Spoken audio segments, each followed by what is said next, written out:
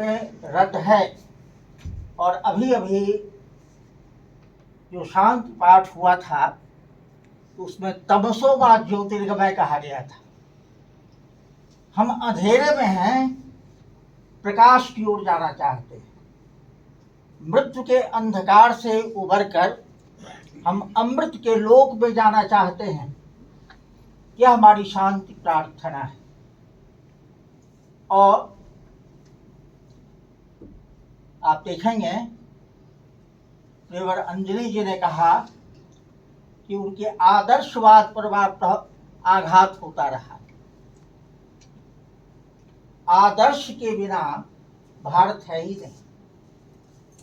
भारत का जो लोकमानस है उसमें आदर्श सन्निहित है।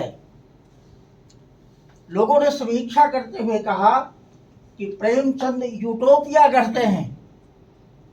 वे गजदंती मीनार पर बैठकर मनुष्य की जो उज्जवल छवि है उसको आंकते हैं। भारत तो यही है। और प्रेमचंद की एक महामंजूषा है, एक बहुत बड़ी पिटारी, जिसको जब जैसा मौका मिला उसने जाकर के उस पिटारी को खंगाला। एक आदमी उठा, वो प्रेमचंद का पासबुक लेके चला गया। दूसरा आया, गांधी जी की तस्वीर लेकर चला गया। एक आया, कार्ल मार्क्स की तस्वीर लेकर चला गया। गांधी, मार्क्स और तमाम लोगों को लेकर बहुत सारे विमर्श होते रहे, जिनकी चर्चा भी हुई है। मैं जब उस महामंजूषा की तलाश में गया तो मैंने प्रेमचंद के उस महापिटारा से 3 तलवारें हासिल की।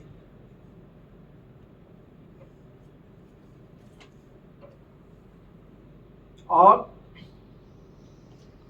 मैंने वहां और बहुत सारी चीजें देखी। प्रेमचंद ने जमाना में एक कहानी लिखी थी, विक्रमादित्य का तेगा,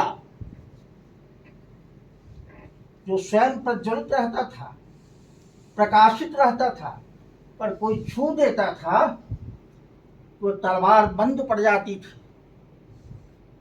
जमाना में 1911 में यह कहानी उन्होंने लिखी, विक्रमादित्य का तेगा।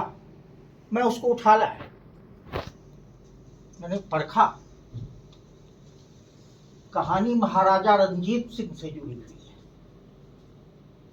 पंजाब के शेर, भारत के शेर, ऐतिहासिक व्यक्तित्व के धनी रंजीत सिंह की सेना काबुल फतह करके आती है।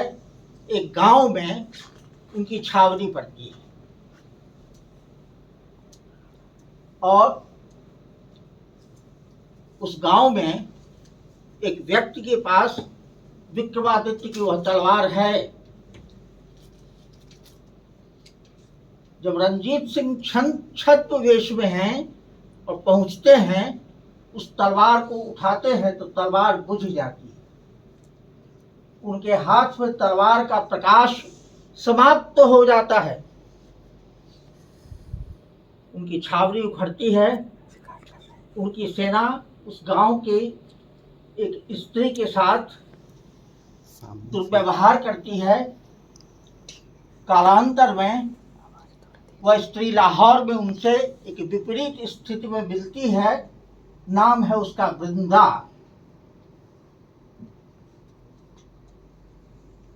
अभियोग लगाती हुई स्त्री कि जिस राजा के राजपाट में अगर स्त्री की मर्यादा सुरक्षित न हो, उस राजा को राज करने का कोई अधिकार नहीं। रंजीत सिंह चिंतन करते हैं कि वस्तुतः मेरे प्रशासन में कमी है। अपने को अपराधी मानते हैं और वे चाहते हैं कि मर जाएं। तो उसी क्रम में वह जो विक्रमादित्य का तेगा है, वृंदा उनको सौंपती है और वे मरना चाहते हैं, आत्माहुति देना चाहते हैं। तो जो तलवार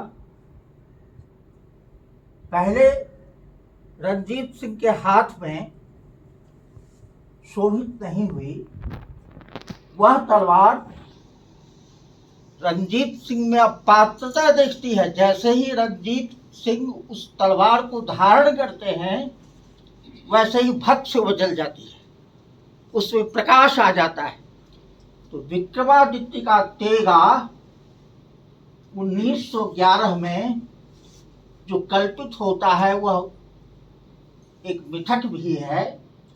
उस तेगा को धारण करने के लिए पात्रता चाहिए। न्याय का वह खड्ग है, न्याय का हथियार है। और जब प्रेमचंद 1916 में जून महीने में सरस्वती में पंच परमेश्वर का प्रकाशन करवाते हैं, तो उसमें न्याय करने के लिए न हिंदू दृष्टिकोण है न मुसलमान दृष्टिकोण है। न्याय होता है। तो विक्रमादित्य का तेगा ही किसी न किसी रूप में पंच परमेश्वर में प्रतिभासित होता है। तो एक तेगा तो मैं उनकी मंजूषा से ले आया। उसके बाद मैंने देखा कि उस पिटारा में 2 और खड्ग हैं और दोनों खड्ग शतरंज की बिसात पर रखे हुए हैं। कौतूहल से भरकर मैं उठा लाया। मैंने देखा कि मीर और मिर्जा की वह तलवार है जो शतरंज की बिसात पर रखी हुई है, और समय है वाजिद अली शाह का। मीर और मिर्जा खड्गहस्त हैं और शतरंज खेलने के क्रम में बादशाह की शाह बचाने के लिए, शतरंज के बादशाह की शाह बचाने के लिए दोनों लड़ जाते हैं। शतरंज के खेल के बादशाह को बचाने के लिए मीर और मिर्जा दोनों गर्दन कटा देते हैं। मगर उस समय जिसकी सरकार है, उस समय वाजिद अली शाह का जो विलासपूर्ण वातावरण है, उस बादशाह के लिए एक कतरा खून नहीं गिराते। राजनैतिक अधःपतन को ये दोनों तलवारें द्योतित करती हैं। प्रेमचंद उस भारतीयता का यह पोषण कर रहे हैं जिस भारतीयता में गैरत होनी चाहिए। देश को अंग्रेजों से बचाने के लिए युद्ध करना चाहिए। और यहाँ संभ्रांत वर्ग के 2 अभिजात वर्गीय व्यक्ति क्या कर रहे हैं? शतरंज खेल रहे हैं। लखनऊ के एक दूरस्थ इलाके में वीरान जगह में बैठकर शतरंज खेल रहे हैं। यह राजनीतिक अधःपतन की सीमा है। और कहानी जो लिखी गई अक्टूबर 1924 की कहानी है, लखनऊ में लिखी गई, जिस लखनऊ में 1857 के पहले वाजिद अली शाह को गिरफ्तार कर लिया गया था। तो भारत की राष्ट्रीयता को एक जबरदस्त धक्का वहां लगा था।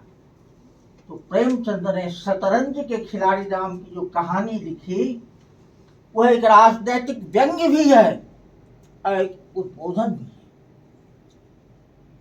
इन 3 तलवारों के बाद मैं जब गया फिर तलाशने, तो मैंने देखा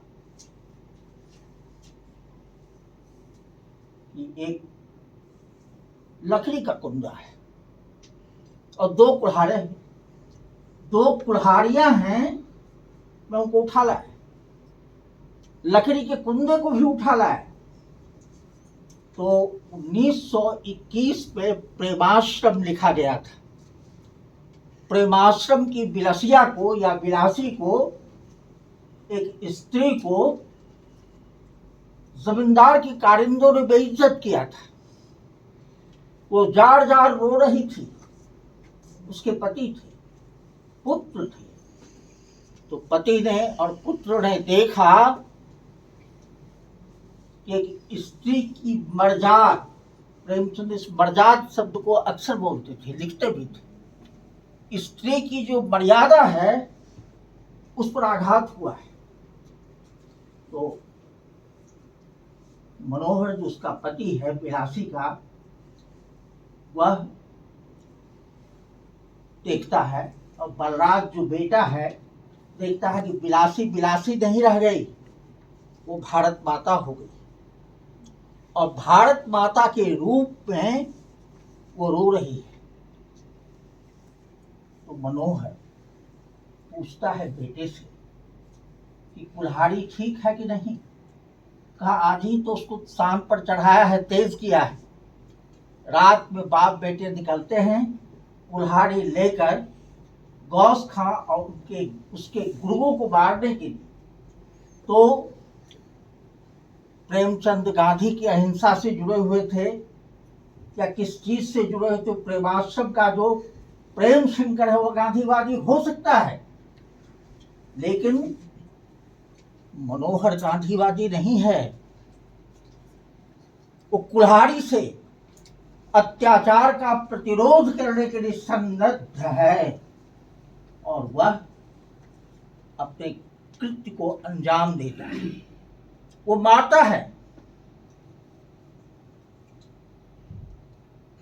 उसके साथ साथ हमने देखा एक लकड़ी का कुंदा भी है। वो कुंदा अनगढ़ है, बड़ा ठोस है। प्रेमचंद ने उसको काहे रखा? तो सदगति कहानी का जो दुखी है चर्मकार, वह पंडित के यहाँ जाता है और पंडित उसको लकड़ी फाड़ने के काम में लगा देता है। बिना खाए पिए वह लकड़ी पर प्रहार करता है, लकड़ी कटती नहीं है, और वहीं दुखी ढेर हो जाता है।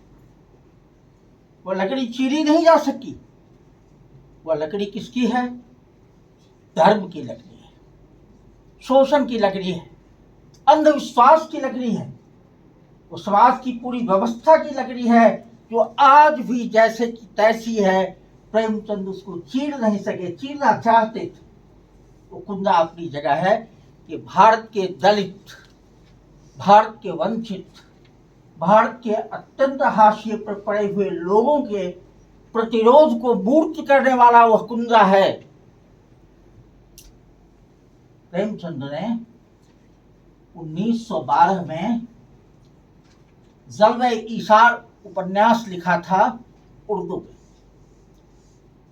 हिंदी में 1921 में वरदान के नाम से वह छपा। उसमें आप देखेंगे कि बालाजी नाम के एक सन्यासी का जिक्र है।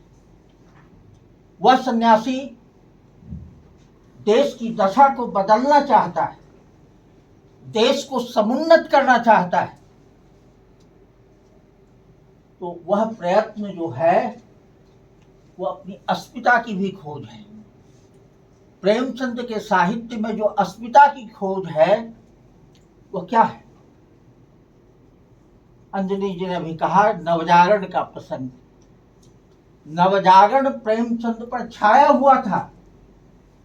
वे सोए हुए समाज को और देश को जगाना चाहते थे, परंतु उसके पीछे बंगाल रेनेसां भी था, बंगाल का नवजागरण भी था। और उस नवजागरण की अनेक व्याख्याएं हैं। मेरे ज़हन में एक ही व्याख्या है। विवेकानंद जब भी व्याख्यान देते थे तो एक छोटा सा किस्सा सुनाते थे। एक सिंह का शावक भेड़ों के झुंड में रह गया, मां से बिछुड़ गया, घास खाने लगा, वह मिमियाने लगा। एक बार एक सिंह उस झुंड पर कूदता है, भेड़ें भागती हैं, सामने नदी है, भेड़ें रुक जाती हैं। पीछे से सिंह दहाड़ कर कहता है, रे तू क्यों भाग रहा है? जो मैं हूं सो तू है, एकाएक वह सिंह का बच्चा प्रत्यावर्तित होता है, घूमता है और देखता है कि जैसे खदेड़ने वाले सिंह को आल से अलंकृत पाकर हम भयभीत होते हैं, वो देखता है कि जो उसका चेहरा मोहरा है, पानी के दर्पण में स्वयं को झांक कर वो देखता कि तो वह है सो मैं हूं, एक प्रतिभिज्ञा होगी। यह ज्ञान नहीं अभिज्ञान है। और तब एकाएक वह मुड़ता है और दहाड़ता है, दिगंत थर्रा जाता है। तो यह आत्मबोध है, स्वयं को पहचानने की प्रक्रिया है। भारत का जो सिंह भाव जगता है तो नवजागरण आता है, वो एक नई जागृति है।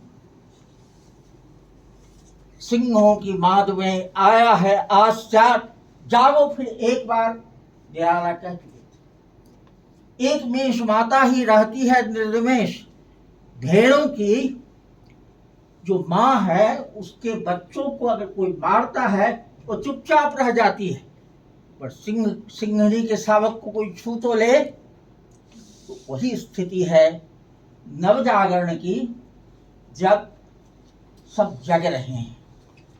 प्रेमचंद इसी जागृति के मंत्रोच्चार के साथ हिंदी में आते हैं। यह उनका वह बोध है जिस बोध में भारत निश्चित तौर पर विद्यमान है। अभी अभी कहा अंजनी जी ने, उन्होंने कालिदास पर लिखा था। कालिदास पर उन्होंने बहुत कुछ लिखा। उर्दू में जो कालिदास की अनुदित रचनाएं थीं उन पर उन्होंने टिप्पणी की और उर्दू का उन्होंने भारतीयकरण करना चाहा। उर्दू को उन्होंने, उर्दू में जो फारस के फूल थे, फारस के पौधे थे, उनको हटाकर भारत के पौधों को रखने की बात उन्होंने कही। तो उन्होंने भारत के संदर्भ में तो वह लिखा ही, पुराने दौर में ही उन्होंने राम चर्चा नाम की पुस्तक लिखी, राम के बारे में लिखा। उतना ही नहीं, उन्होंने दुर्गादास की जीवनी लिखी, रंजीत सिंह की जीवनी लिखी। तो अपने जीवनी साहित्य के माध्यम से उन्होंने भारत के पुराने गौरवशाली लोगों के कर्तृत्व को उजागर करना चाहा। आप कहेंगे कि इतना वैविध्य क्यों है? हर दौर में प्रेमचंद कुछ न कुछ नई चीजें उभारते चले जाते हैं। तो आपको बताएं कि बुद्ध को बहुत कुछ जो कहना पड़ता था वे दृष्टांतों में बोलते थे। नदी है, उसको पार करने के लिए नाव चाहिए, तो वे कहते थे कि नाव पर बैठ गए, उस पार आ गए। आगे की यात्रा में क्या नाव को माथा पर लेकर चलना है कि नाव को वहीं छोड़ देना है? तो बहुत सारी विचारधाराएं प्रेमचंद के साथ आईं और सबको उन्होंने लिया और आगे बढ़ते चले गए। इसलिए आप देखेंगे कि उन्होंने जिस विविधता की साधना की वो भारतीय संस्कृति के मूल में है। डाइवर्सिटी, वैविध्य, इस वैविध्य में उन्होंने एकत्व की खोज की। अभी अभी राजीव जी ने सोजे वतन की चर्चा की और उन्होंने ठीक कहा, हिंदी के बहुत सारे समीक्षकों ने और उर्दू के लोगों ने भी कहा कि सोजे वतन 1908 की रचना है। नहीं, इसका प्रकाशन होता है 1909 में।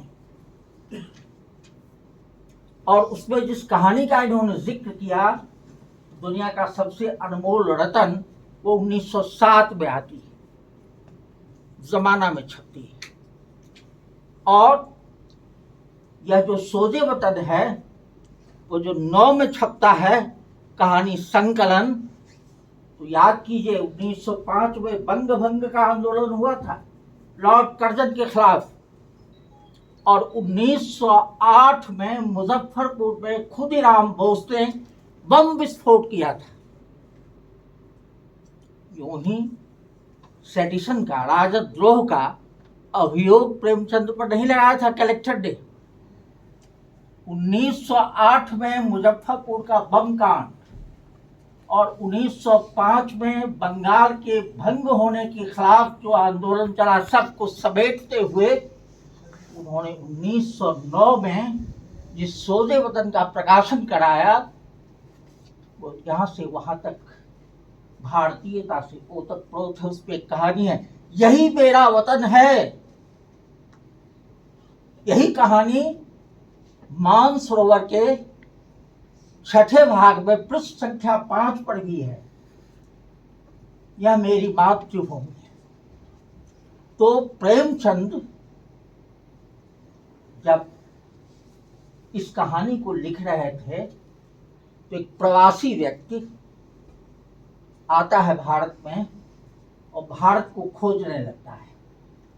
जैसे बहुत बात चलकर नेहरू ने डिस्कवरी ऑफ इंडिया में भारत को खोजना चाहा, भारत कहाँ है। तो देखा उस प्रवासी ने कि भारत में पश्चिम का अनुकरण चल रहा है, यहाँ की पुरानी रवायतें समाप्त तो हो चुकी हैं, सारी चीजें विनष्ट होती जा रही हैं। तब उन्होंने क्या चाहा, जब घूमने लगे तो देखा कि भारतीयता कहीं न कहीं सुरक्षित है, पूजा में, पाठ में, नैतिकता में। पश्चिमी संसार के अनुकरण के अलावा भी जो भारत सुरक्षित है, यही मेरा वतन है।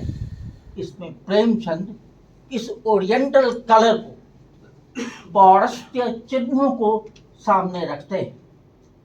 तो आप देखेंगे कि प्रेमचंद ने ऐसे तो बहुत कुछ लिखा। मेरे ज़हन में 2-3 कहानियां आ रही हैं। जैसे एक कहानी है विध्वंस। उसमें अपनी इज्जत के लिए भुनगी नाम की एक भड़भूजिन यह लीला समाप्त कर दी थी। उसी प्रकार आप देखेंगे कि प्रेमचंद ने उस जो प्रख्यात कहानी लिखी पूस की रात, साम्यवादी समीक्षकों ने कहा यहां निहिलिज्म है, निहिलिज्म, नकारवाद। वहां जो खेत की रक्षा करने के लिए कुत्ता के साथ ठंडक में समय गुजारता है किसान, उसकी आंख लग जाती है और जब सवेरे उठता है तो देखता है उसके खेत को नील गायें चर गई, खेत रौंदा पड़ा है। वो बहुत तसल्ली में आ जाता है कि अच्छा, अब रात में सोना नहीं पड़ेगा, ये पहरेदारी नहीं करनी होगी। तो लोगों ने कहा कि प्रेमचंद कहना क्या चाहते, प्रेमचंद इतनी निराशा में आशा कैसे ढूंढ रहे हैं। ये निहिलिज्म है, नकारवाद है। परंतु इस कहानी को लिखने के पीछे प्रेमचंद ने उस इकबाल को ध्यान में रखा है जिस इकबाल के पुरखे ब्राह्मण थे, कालांतर में धर्मांतरण उनका हुआ। जो कुछ भी लिखा इकबाल ने, उनके लेखन के पीछे जातीय गौरव भी था, भारत की अस्मिता भी थी। उनका एक प्रसिद्ध शेर है, जिस खेत से दहका मैं सर्द हो रोटी, उस खेत के हर खेत गंदुम को जला दो। जिस खेत से किसी का पेट नहीं भरता हो, किसान जिससे भूखों मरता हो, उस खेत के गेहूं के रेशे रेशे को जला दो। नाश का आवाहन नहीं है, ये क्रांति का आवाहन है, एक व्यवस्था के विरुद्ध है। पूस की रात आपकी कहानी शुरू होती है, रहती है। आप देखेंगे कि प्रेमचंद ने जिस भारत की कल्पना की थी, उस भारत का बहुत कुछ लुट गया। यहां पर गांधी गांधी चिल्लाने वाले लोग थे, सशस्त्र क्रांति की बात करने वाले लोग नहीं थे। उस दौरान जब दिनकर ने हिमालय शीर्षक कविता लिखी थी तो उसकी 4 पंक्तियां मैं आपके सामने रखना चाहूंगा, जिसको सुनकर उछल पड़े थे काशी प्रसाद जायसवाल जैसे महान इतिहासकार। दिनकर को गोद में उठा लिया था। तू रोग युधिष्ठिर को यहाँ, जाने दे उनको स्वर्गधीर, पर फिरा हमें गांडीव गदा, लौटा दे अर्जुन भीम वीर। अंग्रेजों ने देश को निहत्था कर दिया था। उसके पास तो छुरा था, न बंदूक थी, कोई हथियार नहीं था। ऐसे देश में कवि कहता है कि तमाम पांडवों को हिमालय की बर्फ में गल जाने दो, मगर युधिष्ठिर को जाने दो, अहिंसावादी है, जाने दो, मगर भीम को और अर्जुन को लौटा दो। अकेले नहीं, गांडीव और गदा के साथ हमें लड़ना है। ठीक यही स्थिति आप देखेंगे कि प्रेमचंद जब प्रेमाश्रम में विरोध करते हैं, जब सामाजिक रूढ़ियों का विरोध करते हैं, राजनीतिक पराभव के खिलाफ जब वो उठते हैं, उनका पूरा का पूरा साहित्य एक प्रत्याख्यान का साहित्य है। इस देश का अभिज्ञान लुप्त हो गया था। जैसे शकुंतला की अंगूठी जब खो गई थी तो दुष्यंत उसको पहचान नहीं रहा था। उस देश की अंगूठी को प्रेमचंद तलाश रहे थे और पा भी गए थे। और वे सशस्त्र क्रांति के विपक्ष में नहीं थे। उस समय देश में आजादी की लड़ाई की 2 धाराएं चल रही थी। एक अहिंसावादी धारा थी और एक हिंसावादी धारा भी थी। प्रेमचंद हिंसा को साफ साफ बोल नहीं रहे थे, मगर अपने साहित्य के द्वारा वे चाहते थे कि यह देश ताकतवर विरोध करे, लड़े। तो इस दृष्टि से जब प्रेमचंद इतिहास के अध्यापक थे, गोरखपुर में नॉर्मल स्कूल में वे ये इतिहास पढ़ाते थे, अंग्रेजी पढ़ाते थे। इतिहास के अध्यापक के रूप में बहुत समय उन्होंने बिताया था और उन्होंने इतिहास पर जो टिप्पणी की है उसका एक प्रसंग रंगभूमि का मैं आपको देता हूं। रंगभूमि में एक अंधा है और उसके साथ एक लड़का है बिठुआ। अंधे सूरदास का घर जला दिया जाता है, झोपड़ी जला दी जाती है, तो वह फिर से बनाने के लिए तत्पर होता है। बिठुआ कहता है अगर फिर जला दे तो, सूरदास कहता है फिर बनाए। कहता फिर जला दे तो, कहा फिर बनाए। फिर कहता फिर जला दे तो, कहा फिर बनाए। भारतीय इतिहास का वह आह्वान है कि बार बार हम मिटते रहे, बार बार हम बर्बाद होते रहे, परंतु हमारी जिजीविषा का है, हम रचते रहेंगे, गढ़ते रहेंगे। ये भारत की वह संकल्प शक्ति है जो पराजित नहीं होती है। बहुत बात चलकर मैंने अर्नेस्ट हेमिंग्वे का एक उपन्यास पढ़ा जिस पर नोबेल प्राइज मिला था, ओल्ड मैन एंड द सी, अंग्रेजी के विद्वान उसको जानते हो। एक मछुआरा है जो बूढ़ा हो जाता है। पहले मछलियां मार लेता था, शार्क और व्हेल का शिकार करता था, परंतु अब मेरी ही तरह बूढ़ा हो गया। कहीं जाने में उसको कठिनाई होती है, फिर भी वो समुद्र के तट पर आता है। उसकी पाल फटी हुई है, उसके हाथ कुंद हो गए हैं, भुजाओं में वह ताकत नहीं रही है। नए मछुआरे, नई पीढ़ी के मछुआरे उसका मजाक उड़ाते हैं। लेकिन एक जो वाकया यह होता है, वह सांतियागो नाम का बूढ़ा एक शार्क या व्हेल से लड़ता हुआ खींच के लाता है और तट पर आकर के बेहोश होकर गिर जाता है। हेमिंग्वे टिप्पणी करता है A man can be destroyed but he can't be defeated. एक व्यक्ति को हराया नहीं जा सकता है, उसे बर्बाद किया जा सकता है। तो जिस तरह सांतियागो टूटता नहीं है, खड़ा रहता है, जीवन के संग्राम में झेलता है, उसी तरह उनका सुजान भगत हो जाता है। घर द्वार के सारे दायित्व बच्चों को छोड़ देता है, दान करता है। बच्चे हाथ पकड़ लेते हैं, इतना क्यों दान कर रहे हैं? उसकी गैरत उठती है।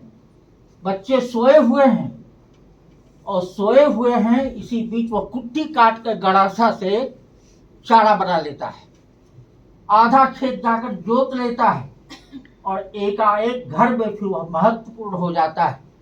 बहुत बात चलकर उषा प्रेमवदा ने जो वापसी कहानी लिखी और गजाधर बाबू को घर में जो असम्मान होने लगा, तो वे लौट कर फिर कर्म क्षेत्र की ओर जाते हैं।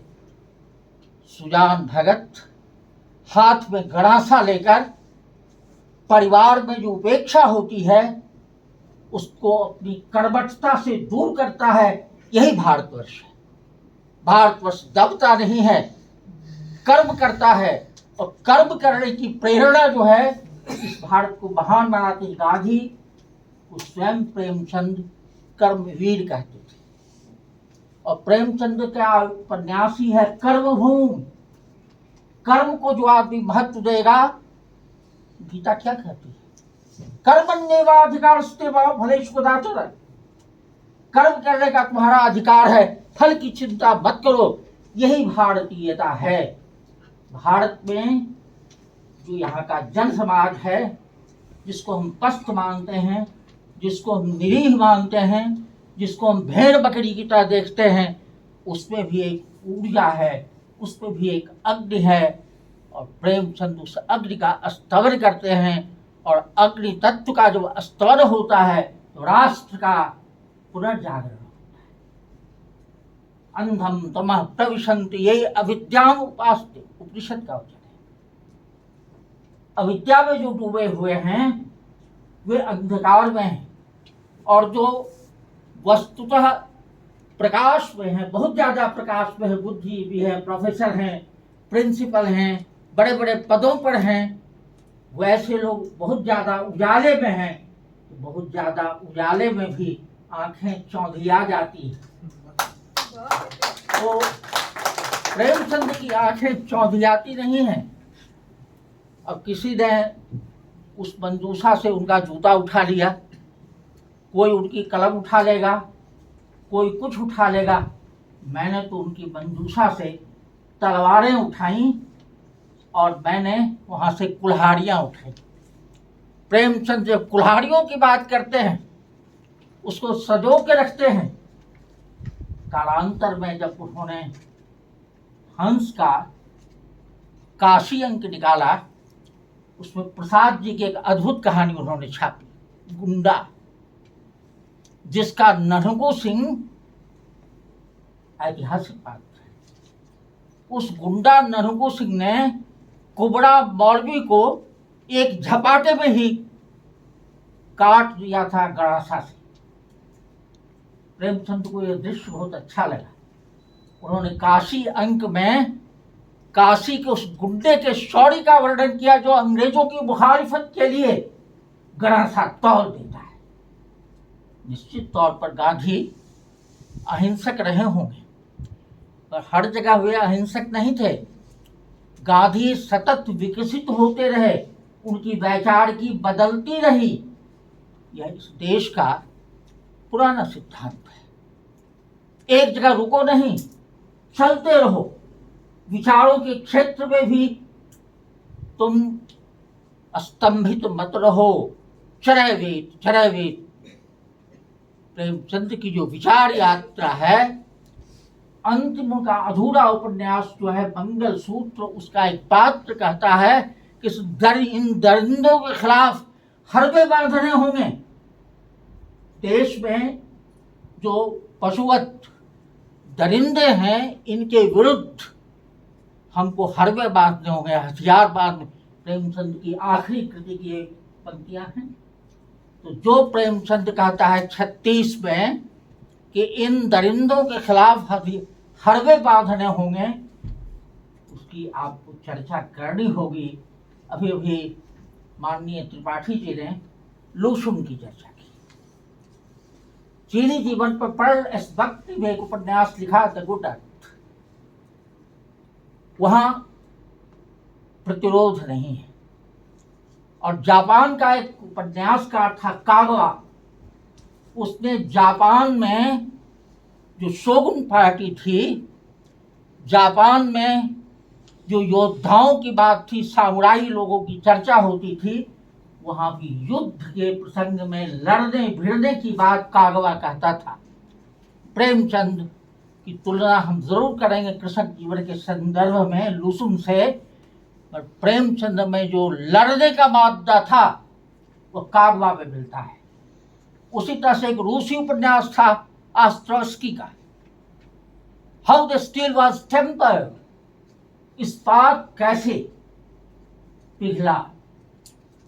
एक व्यक्ति है सेना का, वो टांगे अपनी खो देता है, घर पर है, उसको देश की सेवा करती और टांगे हैं नहीं, युद्ध क्षेत्र में कैसे जाए, तो हाथों को हथियार बनाता है और लिखकर वह समाज को बदलना चाहता है। ऑस्ट्रोस्की का यह जो नायक है वह टांगों के जाने के बाद हाथ से लड़ता है। बहुत दिन पहले शोले फिल्म मैंने देखी थी, उसमें संजीव कुमार का जो पात्र है, जब उसका हाथ खत्म हो जाता है तो पांव से लड़ता है, पांव से लड़ता है और प्रतिपक्ष को वह घायल कर देता है। तो प्रेमचंद आजादी की लड़ाई में जेल नहीं गए, वे जेल नहीं गए, शिवरानी देवी जरूर जेल गई। प्रेमचंद घर में रहकर लिखते रहे और अपनी रचनाओं के द्वारा उन्होंने माहौल को बदल देना चाहा।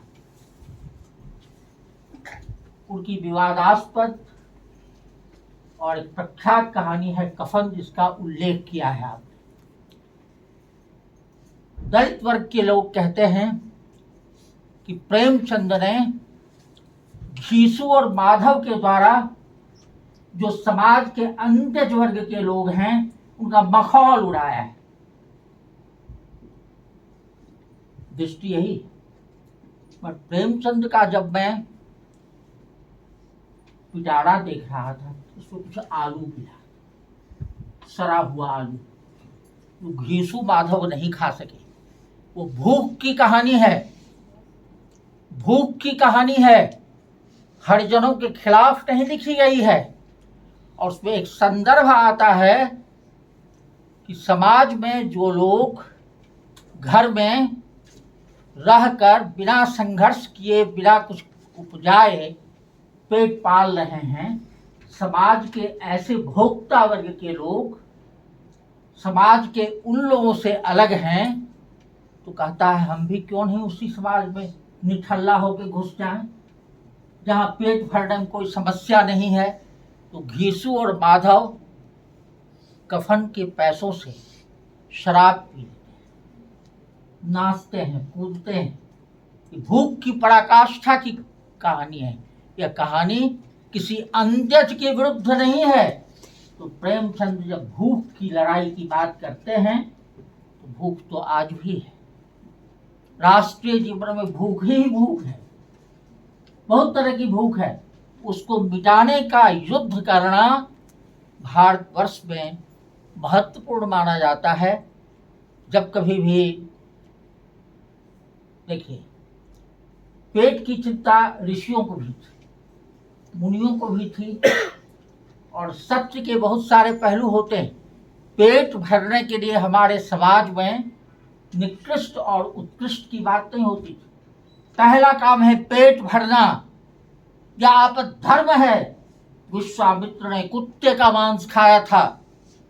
जरूरत पड़ने पर हम कोई भी वैसा ओछा काम कर सकते हैं जिससे जीवन की रक्षा हो, राष्ट्र की भी रक्षा हो।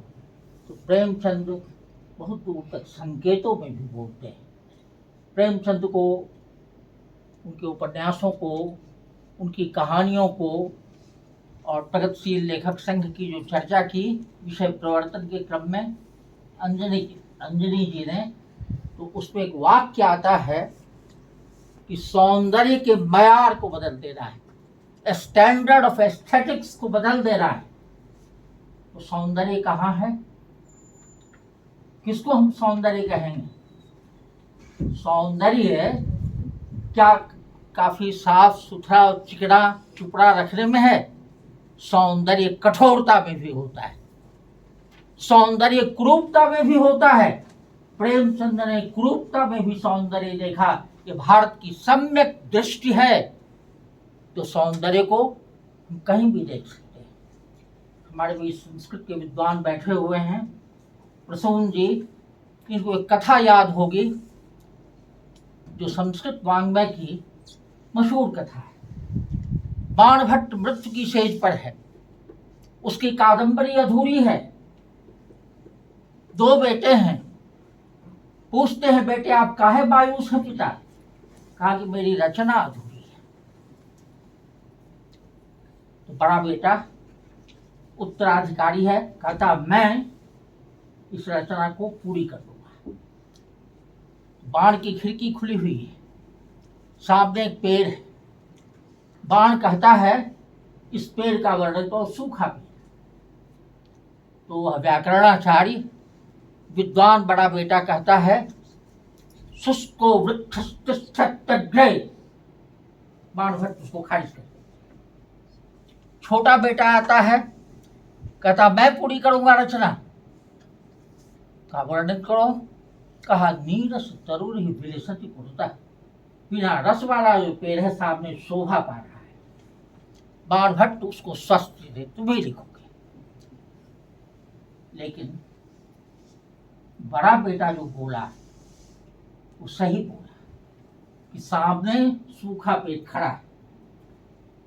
और बाणभट्ट की रचनाओं में आप देखेंगे कि महाश्वेता का भी वर्णन है, एक से एक सुंदरी का भी वर्णन है, परंतु चांडाल कन्या का भी वर्णन है। उसमें विंध्याटवी के भीषण सौंदर्य का वर्णन है।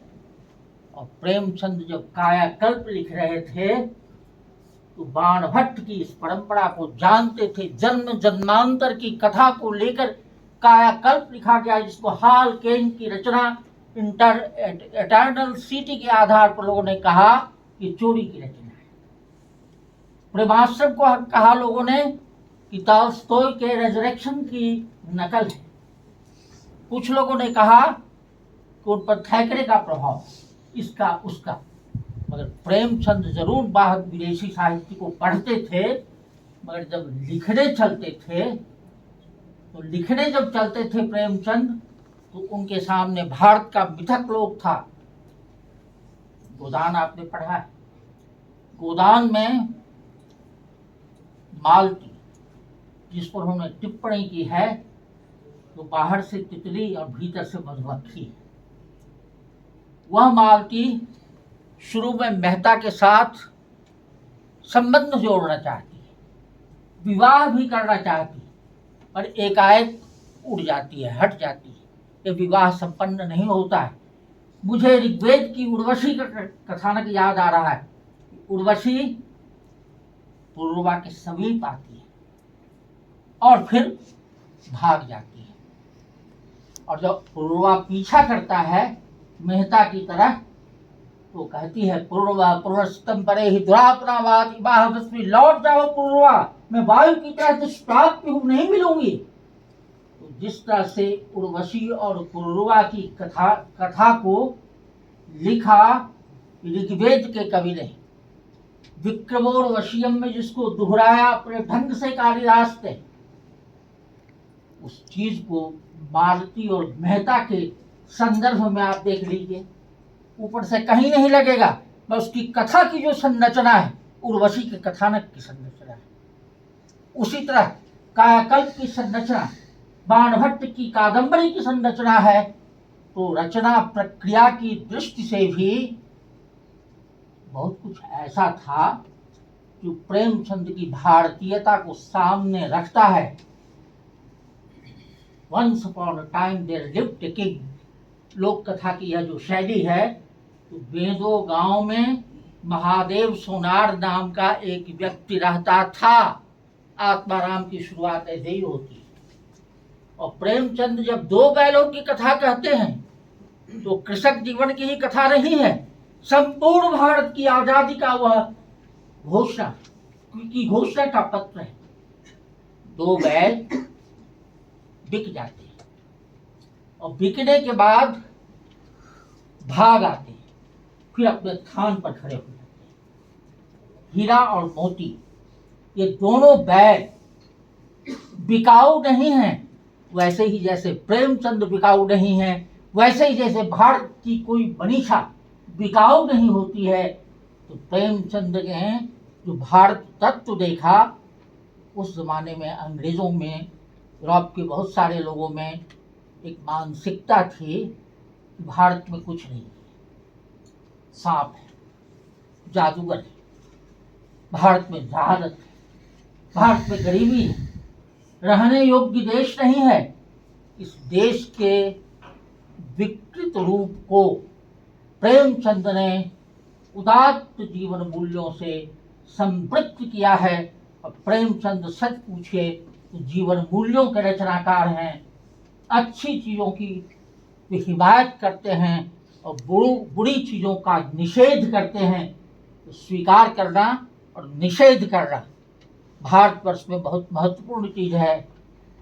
विद्वान धून जी बैठे हुए हैं, काव्य के प्रयोजन की बात जब मम्मट ने शुरू की तो कहा काव्य में से अर्थ कृते व्यवहार विदे शिवेतर क्षते सद्य प्रदुते कांता संवित्तयोपदेश युजे। अंत में कहा साहित्य से कांता संवित उपदेश होता है। कांता संवित क्या है? हमारे पास टेलीविजन नहीं था। पत्नी ने एक दिन कहा कि फला पड़ोसी के घर में ओनिडा है, फला पड़ोसी के घर भी आए। मैंने समझ लिया व्यंजना से कह दिया कि खरीद दो। उसने मुंह से नहीं कहा कि खरीद दो, लेकिन उसने कहा कि ओनिडा है, ये है, वो है, पड़ोसी के घर में ये होता है, वो होता है। तो मुझे लगा कि खरीद देना चाहिए। यही कांता संवित उपदेश है। प्रेमचंद का पूरा साहित्य सांकेतिक है, व्यंजना से विशिष्ट है। वह उपदेश भी देता है, नैतिकता का संवर्धन भी करता है। और इस अर्थ में वो एक ऐसा किस्सा गो है जिस किस्सा गो ने भारत को समझा था चरित्रों के माध्यम से, परिवेश के माध्यम से, तमाम विवरणों के माध्यम से। उसने कहीं से कुछ नया लिया नहीं, जो देखा यथावत रख दिया। ये भारत की वह दृष्टि है।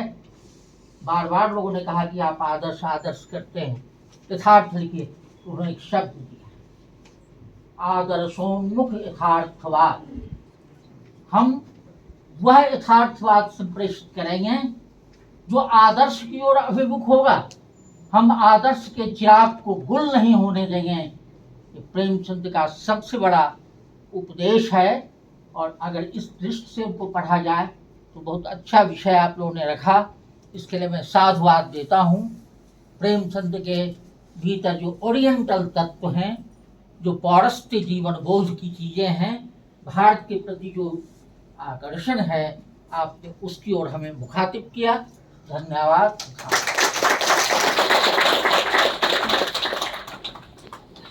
बहुत बहुत धन्यवाद सर, आपके इस ऊर्जावान